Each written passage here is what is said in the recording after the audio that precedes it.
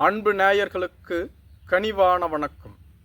எடப்பாடி முதலமைச்சர், விஜய் திருமாவளவன் துணை முதலமைச்சர், என்டிஏ கூட்டணியின் தொடரும் பேச்சுவார்த்தை.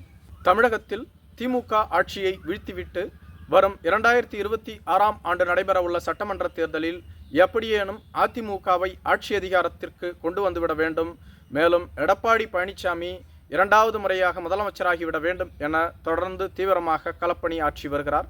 அதற்காக பல்வேறு கட்சிகளோடு பல்வேறு கட்ட பேச்சுவார்த்தையையும் தொடர்ந்து நடத்தி வருகிறார். இதுவரையிலும் திமுக தொடங்கி இதனால் வரையிலும் தொடர்ந்து இரண்டாவது முறையாக ஆட்சி அதிகாரத்தை பிடித்ததே இல்லை என்ற ஒரு குறைபாடு உள்ளது.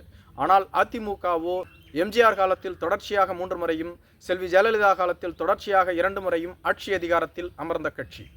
எனவே திமுகவும் தனக்கு இருக்கக்கூடிய இந்த மோசமான வரலாற்றை வீழ்த்தி புதிய வரலாற்றை எழுதிவிட வேண்டும் என்பதற்காக இரண்டாவது முறையாக எப்படியேனும் முதலமைச்சராகிவிட வேண்டும், திமுகவை ஆட்சி அதிகாரத்தில் அமர்த்திவிட வேண்டும் என முதலமைச்சர் மு.க.ஸ்டாலின் தீவிரமாக செயல்பட்டு வருகிறார். எனவேதான் தங்கள் கூட்டணியில் பல கட்சிகளை இணைத்து மிகப்பெரிய கூட்டணியை உருவாக்கி உள்ளார். இதுவரையிலும் திமுக கூட்டணியில் 15 கட்சிகள் உள்ளன. இதேபோன்று அதிமுகவும் ஒரு வலிமையான கூட்டணியை உருவாக்க திட்டமிட்டு வருகிறது. இதுவரையிலும் அதிமுக கூட்டணியில் பாரதிய ஜனதா கட்சி, ஐஜேகே, புதிய நீதி கட்சி, தமிழக மக்கள் முன்னேற்ற கழக கட்சிகள், அமமுக மட்டுமே நாங்கள் அந்த கூட்டணியில் இருக்கின்றோம் என்று கூறுகிறார்கள். பாட்டாளி மக்கள் கட்சி, தேமுதிக, புதிய தமிழகம் போன்ற கட்சிகள் நாங்கள் அந்த கூட்டணியில் இருக்கிறோம் என உறுதியாக கூறவில்லை. மேலும் திமுக போன்ற வலிமையான கூட்டணியை வீழ்த்த இன்னும் வலிமையான கூட்டணி தேவை என்பதை அதிமுகவும் பாரதிய ஜனதா கட்சியும் உணர்ந்துள்ளது. எனவே திமுக கூட்டணியில் உள்ள விடுதலை சிறுத்தைகள் கட்சியை எப்படியாவது அதிமுக கூட்டணிக்குள் கொண்டு வந்துவிட வேண்டும் என தொடர்ந்து பேச்சுவார்த்தைகள் நடத்தப்பட்டு வருகிறது.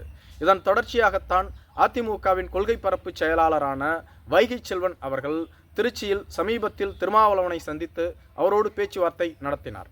திருமாவளவனும் இது குறித்து தனது அறிக்கையை வெளியிட்ட போது, நாங்கள் அதிமுகவோடு கூட்டணி அமைக்க மாட்டோம் என்று எதுவும் இல்லை, கூட்டணி அமைக்கவும் ரொம்ப காலம் ஆகிவிடாது, அதே சமயத்தில் கூட்டணி அமைப்பதற்கு ஏதுவான சூழ்நிலை இது இல்லை என்பதை நாங்கள் உணர்ந்துள்ளோம். ஏனெனில் நாங்கள் கொண்டு வந்த கொள்கை கோட்பாடு அப்படி. நாங்கள் எப்பொழுதும் ஜாதிய மதவாத அரசியல் செய்யக்கூடிய கட்சிகளோடு கூட்டணி அமைக்க மாட்டோம். அதிமுக கூட்டணியில் பாரதிய ஜனதா கட்சி உள்ளது. பாரதிய ஜனதா கட்சி இருப்பதுதான் எங்களுக்கு மிகப்பெரிய சிக்கல். அவர்கள் இடம்பெறும் கூட்டணியில் நாங்கள் ஒருபோதும் இடம்பெற மாட்டோம். மேலும் எங்கள் கூட்டணிக்கு பாட்டாளி மக்கள் கட்சி வந்தால் கூட இந்த கூட்டணியிலிருந்து நான் வெளியேறுவேனே தவிர இந்த கூட்டணியில் தொடர மாட்டேன். எங்களுக்கு ஒரு 10 பேரை எம்எல்ஏவாக்கி சட்டமன்றத்துக்கு அனுப்ப வேண்டும் என்ற ஆசையெல்லாம் கிடையாது. மக்களுக்காக என்ன செய்தோம், களத்தில் யாருக்காக போராடுகிறோம் என்பதுதான் எங்களது வரலாறு. அதை பதிவு செய்யவே நாங்கள் விரும்புகிறோம் என குறிப்பிட்டிருந்தார். மேலும் திருமாவளவன் எப்படித்தான் அதிமுக கூட்டணியை உதறி தள்ளினாலும் கூட அதிமுக தொடர்ந்து எப்படியேனும் வட தமிழகத்தில் வலிமையான வெற்றியை பதிவு செய்ய திருமாவளவன் தேவை என்பதை உணர்ந்துள்ளது.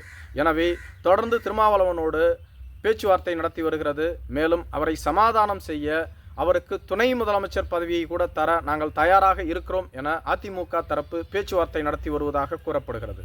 இதேபோன்று தமிழக வெற்றிக் கழகத்தின் தலைவர் விஜயோடும் தொடர்ந்து பேச்சுவார்த்தை நடத்தப்பட்டு வருவதாக கூறப்படுகிறது.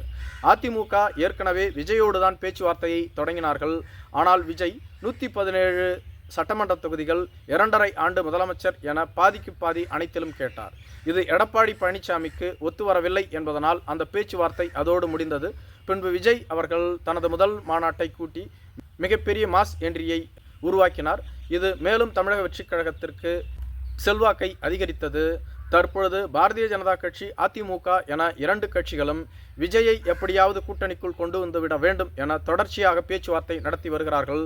ஆனால் விஜய் தங்கள் தலைமையில்தான் கூட்டணி என இதுவரையிலும் கூறினாலும் கூட தேர்தலுக்கு இன்னும் 10 மாதங்கள் உள்ளது. அதற்குள்ளாக விஜயை எப்படியாவது சமாதானம் செய்து நமது கூட்டணிக்குள் கொண்டு வந்துவிட முடியும் என பாரதிய ஜனதா கட்சி மற்றும் அதிமுக நம்புவதாக கூறப்படுகிறது. இதனால் ஒரு டீமே உருவாக்கப்பட்டு அவர்கள் விஜயை சந்தித்து பேச்சுவார்த்தை நடத்த தொடர்ந்து தயாராகி வருவதாகவும், மேலும் விஜய் அவர்களுக்கு துணை முதலமைச்சர் பதவியை அளிக்க அதிமுக கூட்டணி தயாராக இருப்பதாகவும், விஜய் ஒப்புக்கொண்டால் நாளையே கூட்டணிக்கான அஸ்திவாரம் போடப்படும் எனவும் அவர்கள் தரப்பில் கூறப்பட்டு வருகிறது. ஆனால் விஜய் அவர்கள் கூட்டணி குறித்த எந்த முடிவையும் இதுவரையிலும் அறிவிக்கவில்லை. தங்கள் தலைமையில் கூட்டணி என்பதோடு தொடர்ந்து பாட்டாளி மக்கள் கட்சி, தேமுதிக, புதிய தமிழகம் போன்ற கட்சிகளோடு பேச்சுவார்த்தையில் ஈடுபட்டு வருகிறார். மேலும் விஜய் அணுகிய முதல் கட்சி விடுதலை சிறுத்தைகள் கட்சிதான். விடுதலை சிறுத்தைகள் கட்சி இந்த வாய்ப்பை மறுத்துவிட்டார்கள். நாங்கள் தொடர்ந்து திமுக கூட்டணியில் தான் இருக்கின்றோம் என கூறிவிட்டார்கள். மேலும் மதிமுக திமுக கூட்டணியில் சமீபத்தில் தனது அதிருப்தியை வெளிப்படுத்தி இருந்தார்கள். இதேபோன்று மார்க்சிஸ்ட் கம்யூனிஸ்ட் கட்சி, காங்கிரஸ் கட்சிகளும் அதிக தொகுதிகளை கேட்டு வருகிறார்கள். இவர்களை எப்படியாவது தங்கள் கூட்டணிக்குள் கொண்டு வந்துவிட முடியும் என விஜய் நம்புவதாக கூறப்படுகிறது. இதற்கான பேச்சுவார்த்தையையும் தொடர்ந்து நடத்தி வருகிறார்கள். ஆனால் அதிமுகவோ விஜய் திருமாவளவனை எப்படியாவது தங்கள் கூட்டணிக்குள் கொண்டு வந்து அவர்களுக்கு துணை முதலமைச்சர் பதவியை விட்டுத்தர தயாராக இருப்பதாகவும் கூறப்படுகிறது. நன்றி.